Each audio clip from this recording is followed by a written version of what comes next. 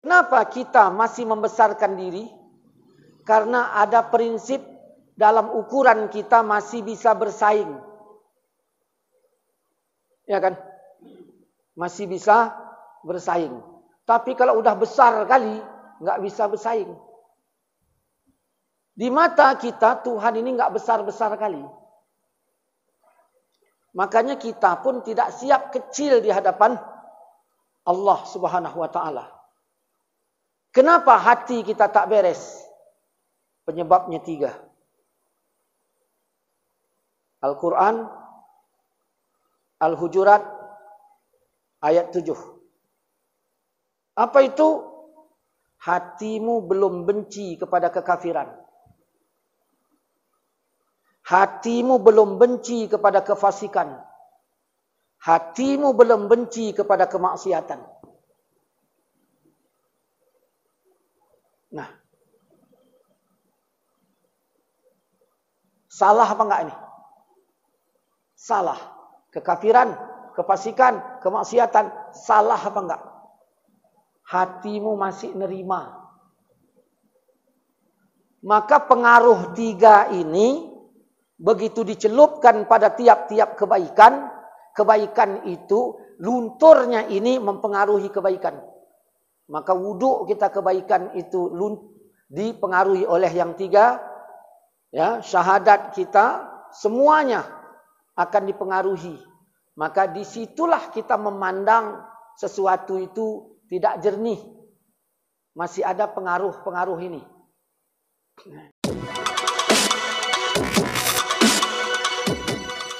Assalamualaikum warahmatullahi wabarakatuh. Alhamdulillah. Asyhadu an la ilaha illallah wa asyhadu anna Muhammadar Rasulullah. Allahumma salli ala sayyidina wa maulana Muhammadin wa ala alihi wa sahbihi wa sallim. Kita mulai dengan bacakan Ummul Quran Al-Fatihah. A'udzubillahi minasyaitonir rajim. Bismillahirrahmanirrahim. Alhamdulillahi rabbil alamin, arrahmanir rahim, maliki yaumiddin. Iyyaka na'budu wa iyyaka nasta'in. Ihdinas siratal mustaqim, siratal ladzina an'amta 'alaihim ghairil maghdubi alaihim waladdallin. Amin. Ini kayaknya yang ini dikurang-kurangnya aja sedikit. Ya. Ini juga ini ya. Ini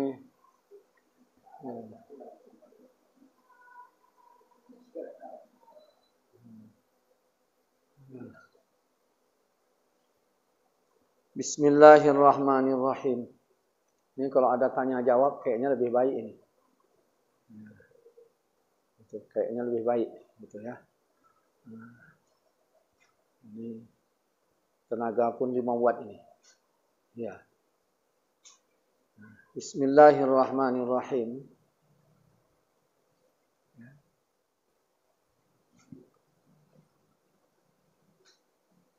Doa. Itu ya kalau tak salah. Doa. Salat itu adalah doa. Kan gitu.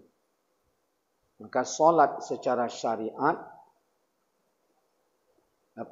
secara lughat adalah doa. Sedangkan syariat sesuatu yang dimulai dengan takbir, diakhiri dengan salam. Itu singkatnya. Maka salat itu adalah doa. Baru sah dia dikatakan doa. Doa itu permohonan yang di bawah kepada yang di atas. Baru dikatakan doa. Sedangkan dari atas ke bawah disebut perintah. Nah, jadi apakah kita saat ini sudah berdoa? Maka kita cek. Kita sudah di bawah apa belum? Karena kalau belum di bawah, maka belum disebut doa. Yang membuat di bawah itu apa? Yang membuat di bawah kosong.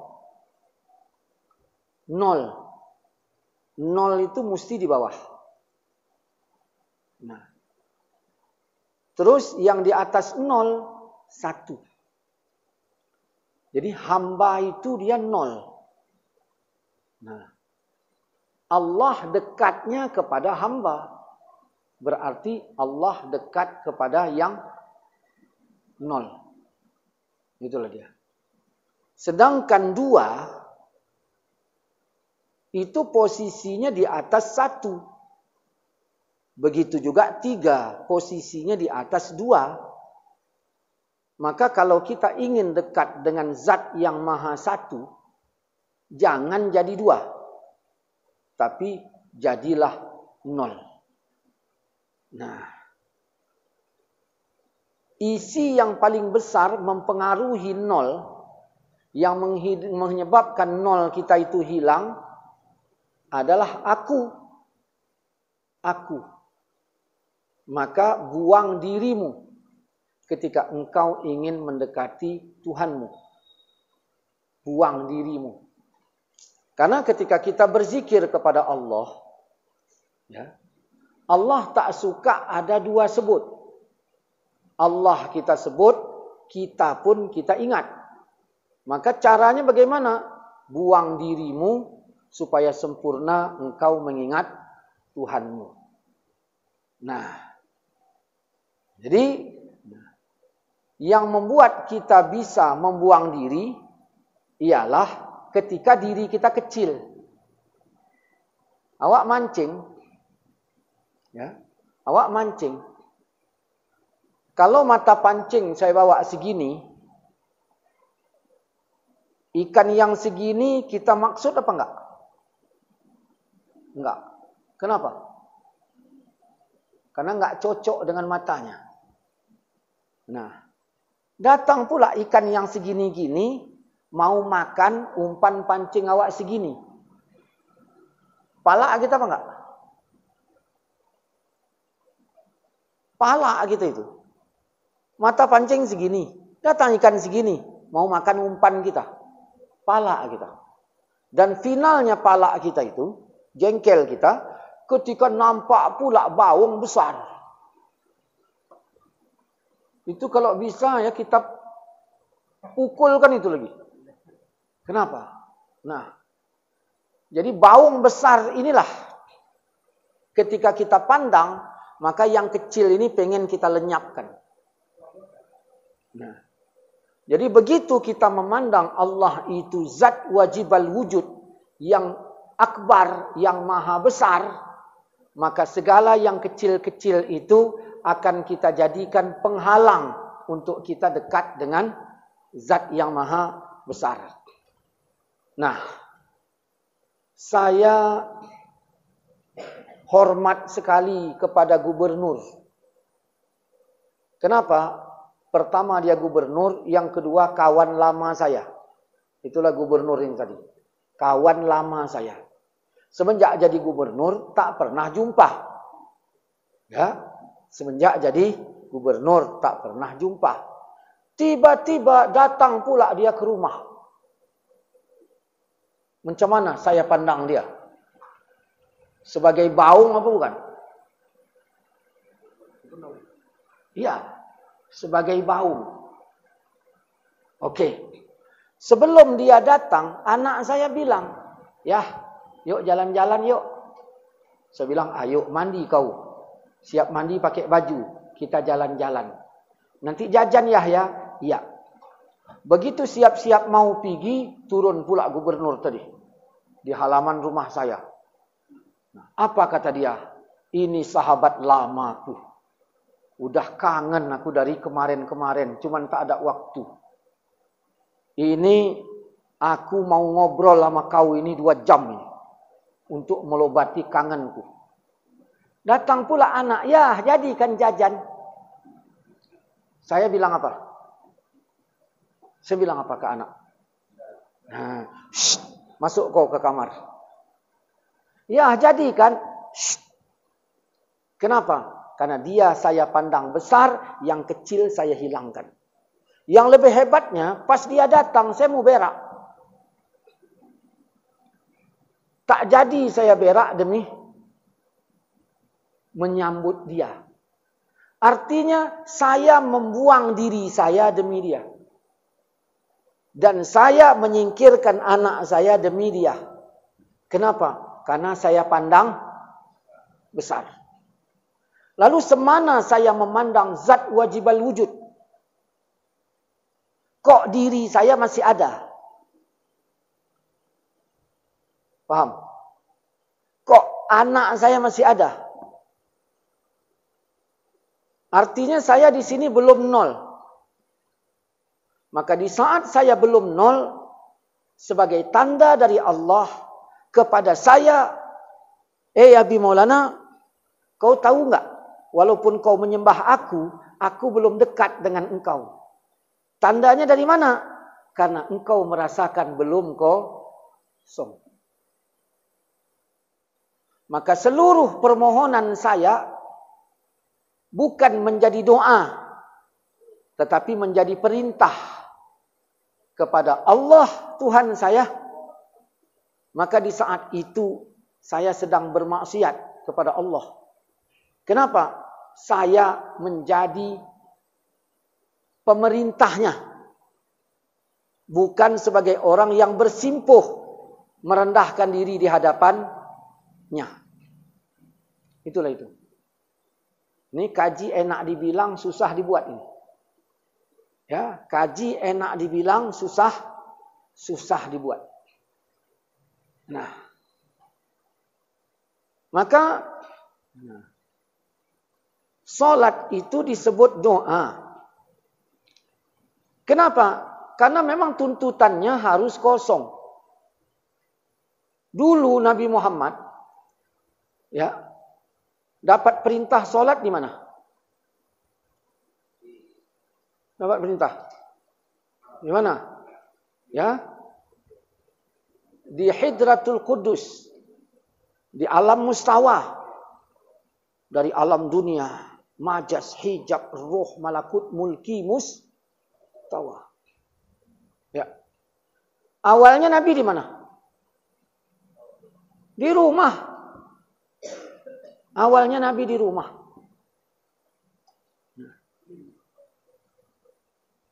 Kenapa tidak diperintahkan Nabi sholat waktu Nabi di rumahnya? Ya, sholat itu doa apa bukan? Kenapa Nabi tidak diperintahkan sholat di rumahnya? Allah menghendaki Nabi nol. Waktu Nabi di rumah belum nol. Kenapa? Karena Nabi berumah. Maka dijauhkan Nabi dari rumahnya, dibawa ke Masjidil Haram. Jadi dari rumah Masjidil Haram. Maka Nabi berkata, atap rumahku dibuka. Jadi atap rumah dibuka, Jibril membawaku ke telaga Zam-Zam. Nah, dari mana Jibril ngambilnya? Atap rumahku dibuka. Jibril ngambilnya dari mana? Dari atas. Bukan ketok pintu. Jadi nggak ada cerita datang Jibril ngetok pintu, mat, nggak ada cerita itu. Ya. Nah, oke. Waktu Nabi di Masjidil Haram diperintahkan sholat apa tidak? Tidak. Kenapa? Karena belum nol. Nabi punya kampung. Dijauhkan Nabi dari kampungnya, dibawa ke Masjidil Aqsa. Waktu Nabi di Masjidil Aqsa sudah diperintahkan sholat? Tidak. Kenapa? Karena Nabi belum nol. Apa isinya? Wilayah. Waktu Nabi Muhammad di Masjidil Aqsa, apakah sudah nol? Belum.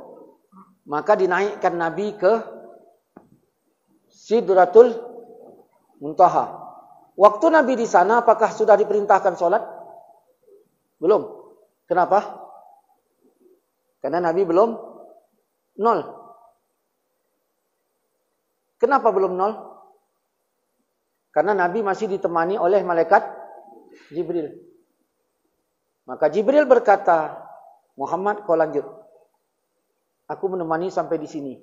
Maka naiklah Nabi Muhammad sendiri. Ada Jibril?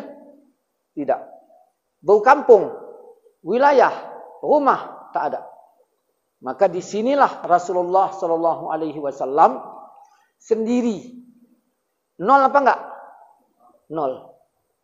Kalau nol di atas nol, 1. Maka Nabi Muhammad dekat dengan 1. Dah. Waktu dekat dengan 1, Nabi Muhammad ngapain? Ya. Pertama Allah uji kekasih. Ya. Nabi Muhammad sebagai kekasih apa bukan? Kekasih. Dah. Allah uji kekasih. Betul enggak kekasih? Nah.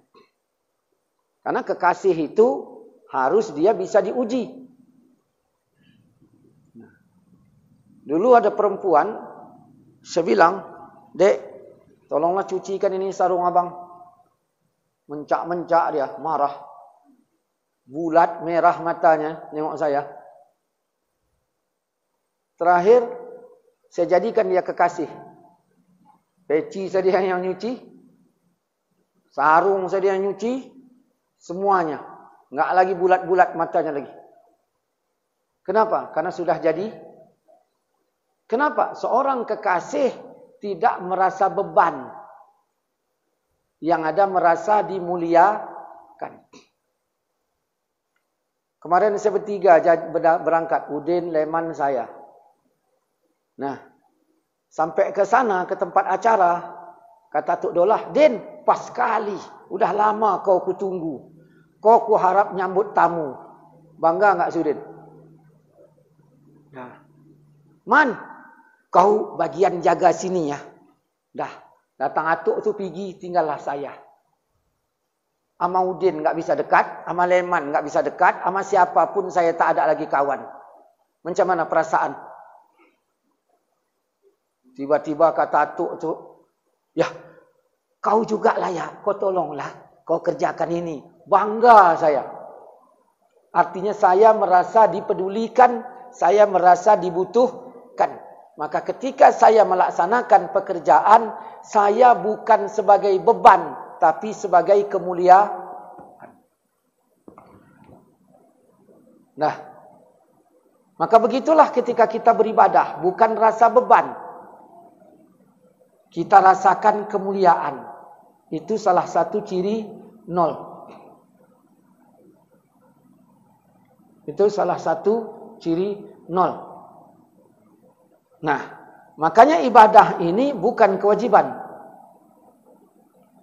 Ibadah ini juga bukan kebutuhan. Bukan, dua-duanya bukan. Den, kau kerja di mana? Tempat Tok Dolah. Wan, kau kerja di mana? Sama tempat Tok Dolah. Sejak kapan kau kerja tempat Tok Dolah? Ya udah 2 tahun yang lalu. Kapan kau ngelamar? Itulah 2 tahun yang lalu. Kenapa kau bisa ngelamar kerja tempat Tok Dolah? Ya kan gini bang, pusing kali aku nyari kerja. Di PHK pula di pabrik masa COVID kemarin. Terakhir aku ngelamar tempat Tok Dolah. Kata Tok Dolah, kau kerjakan ini gajimu sekian. Jadi kau kerja tempat Tok Dolah itu kenapa? Ya kewajiban kulah. Andaikan tak wajib lah gimana? Saya tanya. Malas aku. Andaikan enggak wajib. Malas. Wan, kau kerja di mana? Sama tempat Tok Dolah. Kenapa kau? Bang, aku butuh bang. Karena dari kerja dapat gaji. Aku butuh. Andaikanlah kau enggak butuh. Apa dia bilang? Malas aku. Apa bedanya butuh sama wajib? Enggak ada bedanya. Nah. Saya tanya si Amek, kau kerja di mana? Pak Tok Dolah. Kenapa kau kerja di situ? Itu enggak bisa cakap aku bang. Enggak, kau bisa bercakap apa enggak? Bisa. Ya kenapa enggak kau cakap? Begini ceritanya. Atukku sama Tok Dolah itu kawan akrab. Tua Atuk Dolah ketimbang atukku. Atukku umur 10 tahun, Tok Dolah itu 15. Tok Dolah itu orang kaya dari muyang-muyangnya dulu. Atuk ku orang miskin. Pergi kemana-mana enggak pernah berjajan. Untung ada Tok Dolah tu. Maka berjajanlah atuk ku. Begitu atuk ku menikah mandung ku, tak ada duit atuk ku. Untung ada Tok Dolah itu. Nikahlah atuk ku mandung ku. Begitu lahir ayahku, tak ada duit atuk ku. Untung ada atuk itu, selamatlah ayahku. Begitu atuk apa ayahku menikah sama makku, tak ada juga duit atuk. Awak ayahku. Untung ada atuk tu. Begitulah jasa atuk Dolah itu dari mulai atukku sampai. Nah, yang hebatnya begitu lahir aku kemarin kata ayahku, tak ada duit ayahku. Untung ada Tok Dolah itu. Ayahku dah meninggal, Tok Dolah itu panjang umur. Jadi kalau diingat-ingat jasanya, tak bisa lah aku bilang lagi. Luar biasa jasanya. Nah, makanya ketika pagi tadi dia datang ke rumah, aku sedang demam. Koyok sini, satu sini, 5 koyok di sini. Dah, sedang demam aku. Aku dengar suara atuk tu. Assalamualaikum. Assalamualaikum, Nek. Assalamualaikum. Kau ada di rumah apa enggak? Ini atuk mau minta tolong. Ku dengar bahasa atuk mau minta tolong. Ku campakkan koyok aku, loncat aku depan pintu. Ada apa, Tuk? Takut aku atuk kecewa. Nah, belum terbalaskan budi. Karena kalau duit enak balasnya. Kalau budi, payah ini. Terserah mau budi, mau wati, terserahlah. Nah, payah ini balasnya. Apa kata atuk tu? Aku demam ini. Anak, bisa aku minta tolong ambilkan kelapa muda. Tapi jangan dijatuh. Harus ditenteng dari atas. Oh bisa. Abang kan tahu aku gendut, gak bisa manjat kelapa. Cuman ku buang diriku. Ku pandang atuk tu. Kalau ku bawa diriku, langsung ku bilang gak bisa. Atuk nengok aku gendut apa enggak? Orang gendut bisa manjat apa enggak? Ku buang diriku. Untuk supaya zahir wujud atuk tu. Maka di sini ini harus paham memaknainya. Ya. Dah, akhirnya bagaimana? Nah, ditunjukkan atuk jalan ke ladang, tanda ladangnya ini, kelapa yang ini tadi sebelah gubuknya, maka aku panjat pertama, aku jatuh, 2, aku jatuh, 3, aku jatuh. Di situ aku berpikir, kenapa orang bisa, aku enggak bisa. Maka disitulah akhirnya yang keempat, aku bisa berhasil. Di ujung sana ada tawon untuknya aku, namun tetap aku berhasil membawanya. Begitu aku mengantarkan kelapa ini ke tempat atuk, ku tutuplah kepalaku yang dientuk tawon tadi, supaya atuk enggak nengok. Kenapa? Karena aku mau membuang diriku. Karena kalau aku tunjukkan aku tadi pejam-pejam gini mataku tu, aku dientuk tawon. Enggak enak hatiku. Terakhir Tok nanya, kenapa matamu merah? Enggak apa-apa Tok, kelilipan aja. Kenapa kau tutup? Enggak ada apa-apa Tok. Aku tak wujud. Mulai ditanyanya, mulai diperintahnya, aku hitung tak ada. Sampai ini ku serahkan. Nah, itulah 0. Bukan berarti tak ada. Itulah 0. Nah, maka kalau abang bertanya kenapa aku kerja tempat Tok Dolah, aku enggak bisa jawab seperti orang ini jawab. Bukan kewajiban, bukan kebutuhan, tetapi di sinilah pengabdian.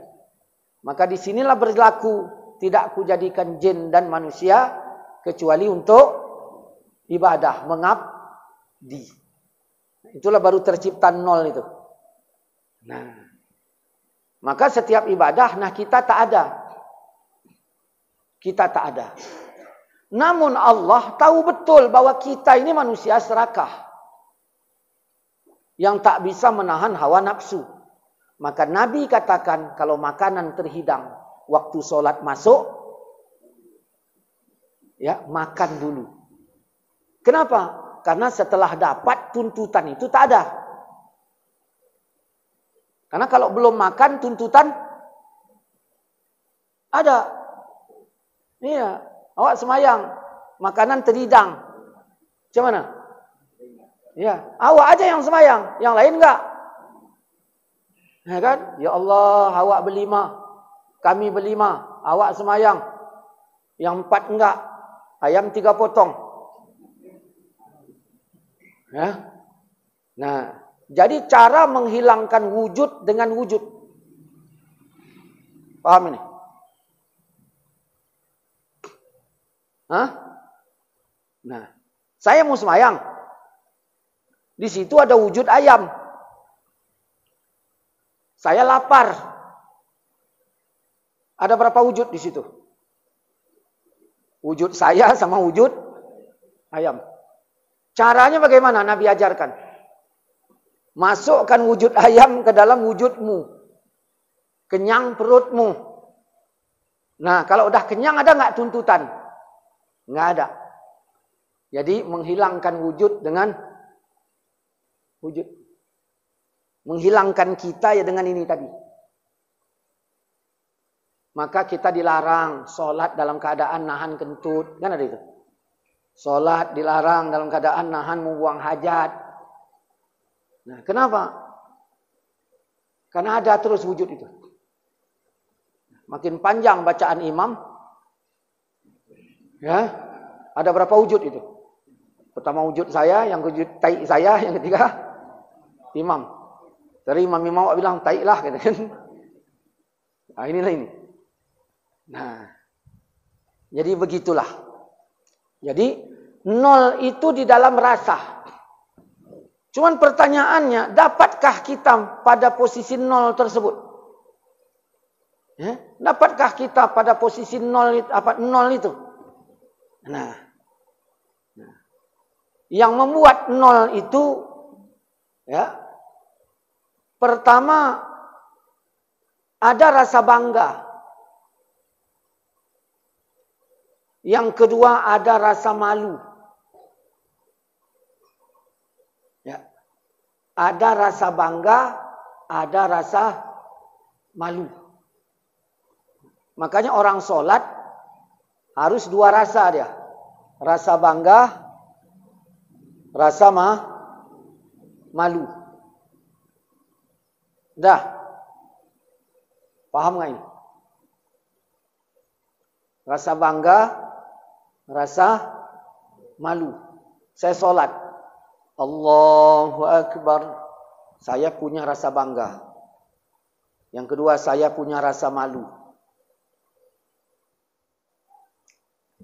Nah, ini paham nggak? Kalau nggak paham, bilang nggak paham. Jangan sok-sok paham. Nanti pulang nggak paham aku. Nah,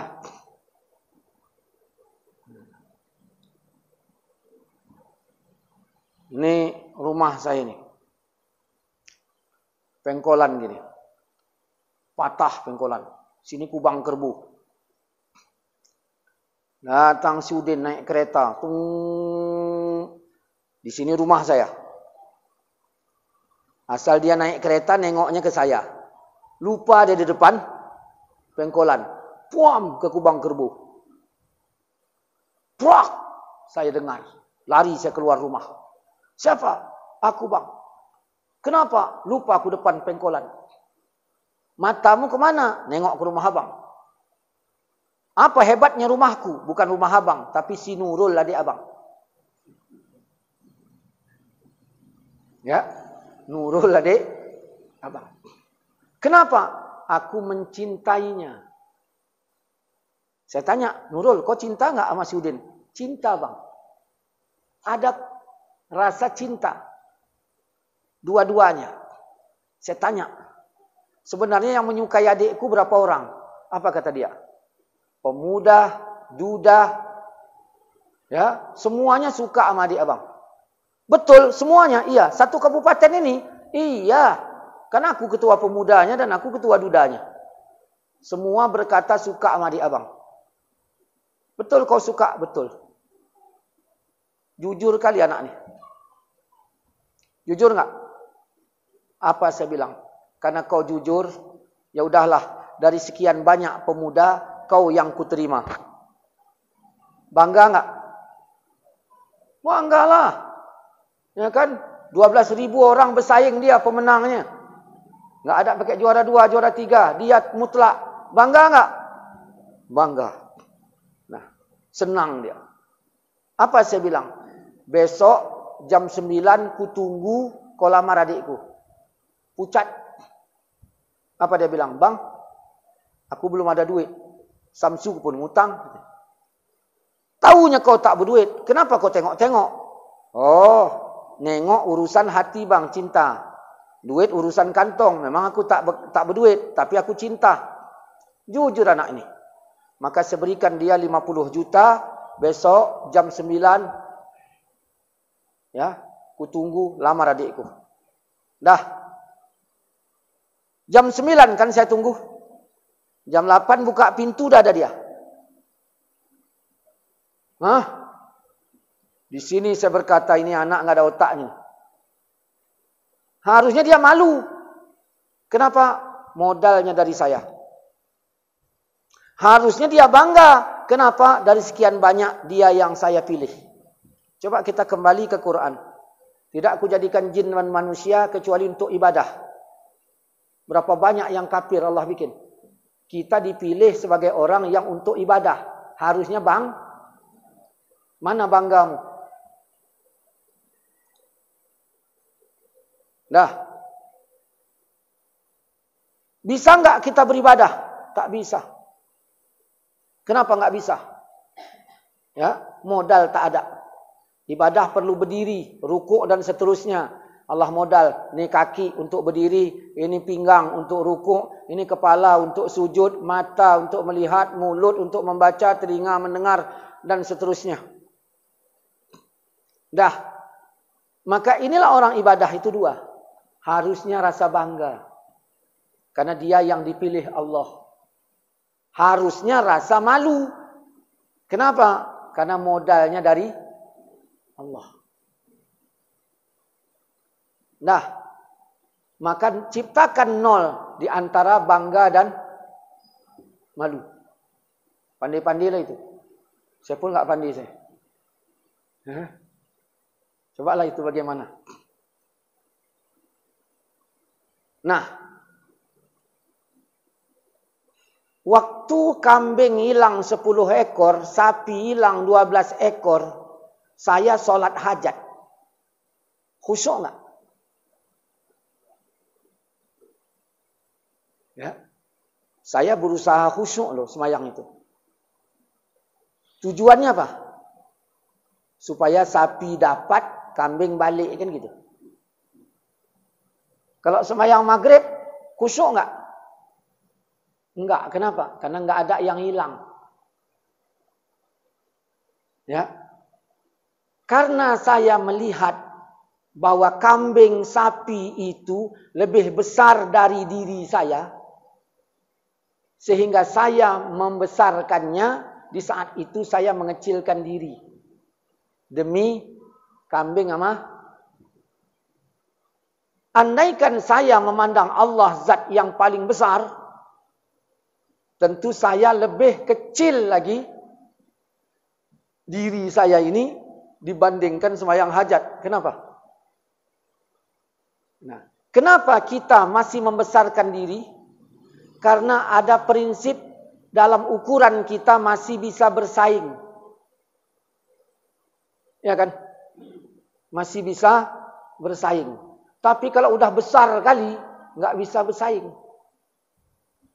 Di mata kita, Tuhan ini nggak besar-besar kali.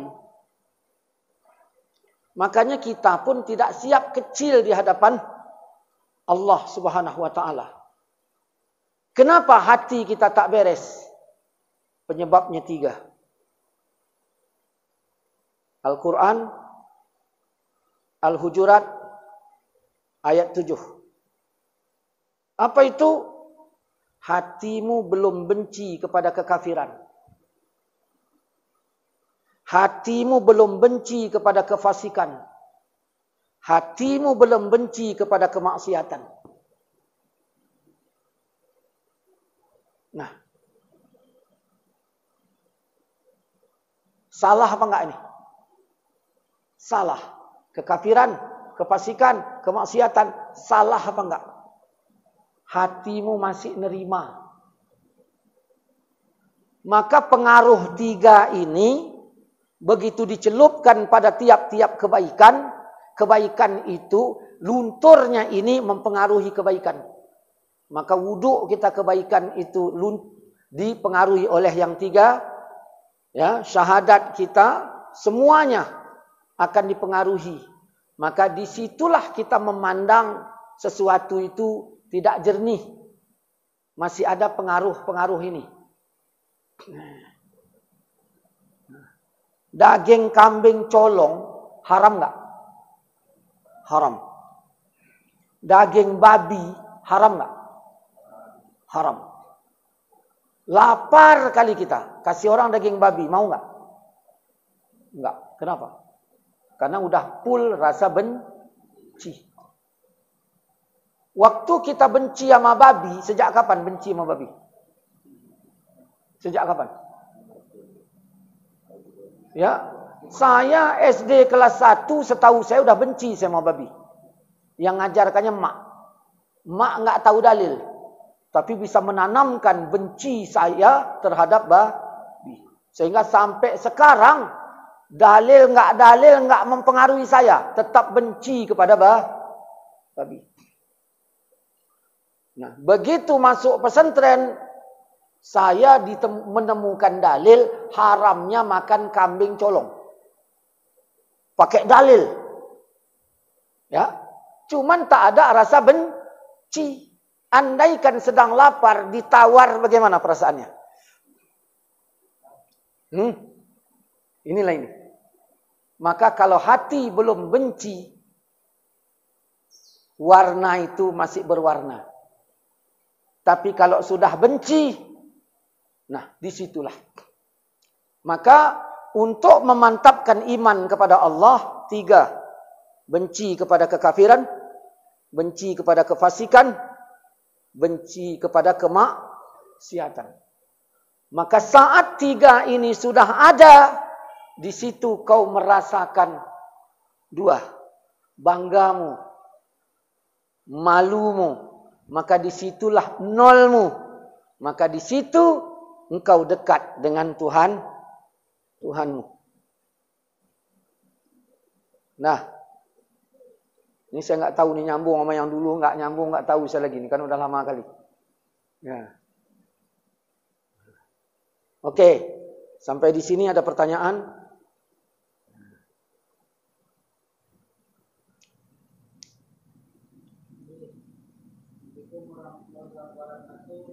Ini saya minta lagi nih kayaknya nih. Yang mana ini? Yang ini nggak tahan kali saya ini.